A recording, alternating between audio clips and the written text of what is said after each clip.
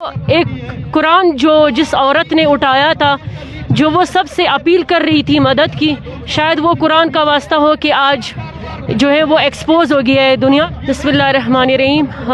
جیسے آپ سب کو پتہ ہے کہ کل پرسوں جو ظلم ہوا ہے ایک غریب فیملی کے ساتھ بارکان بلوچستان میں، کہ ایک صوبائی وزیر سردار جو خود کو سردار اور جاگیردار کہتا ہے، سردار عبدالرحمن کیتران، اور اس کا متبرک نام دیکھو اور اس کے کام دیکھو کہ وہ پہلے بھی ایسے ظلم و ملوث رہا ہے، لیکن شاید وہ ایک قرآن جس عورت نے اٹھایا تھا، جو وہ سب سے اپیل کر رہی تھی مدد کی، شاید وہ قرآن کا واسطہ ہو کہ آج جو ہے وہ ایکسپوز ہو گیا ہے، دنیا کے سامنے آیا ہے۔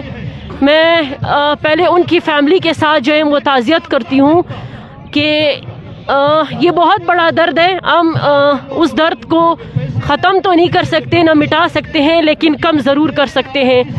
کیسے ان کو پہلے جو سردار جو اس قتل میں ملوث ہے ان کو سزا دلوا کر ان کے اگینسٹ جو ہے احتجاج کر کے، میرے پورے بلوچستان سے اپیل ہے، جتنے بھی پشتون بلوچ ہیں آپ لوگ ضرور آواز اٹھائیں ان جاگیرداروں کے خلاف، ان سرداروں کے خلاف جو ہم پر مسلط ہوئے ہیں۔ اور یہ جاگیردار اور سردار اس لیے بنتے ہیں تاکہ یہ غریب کو جو ہے اپنے غلام بنا سکیں، اور انہی سے زبردستی پھر ووٹ کاسٹ کرتے ہیں، اور انہی کے پیچھے ایسی قوتیں ہوتی ہیں جو ان کو سپورٹ کرتی ہیں۔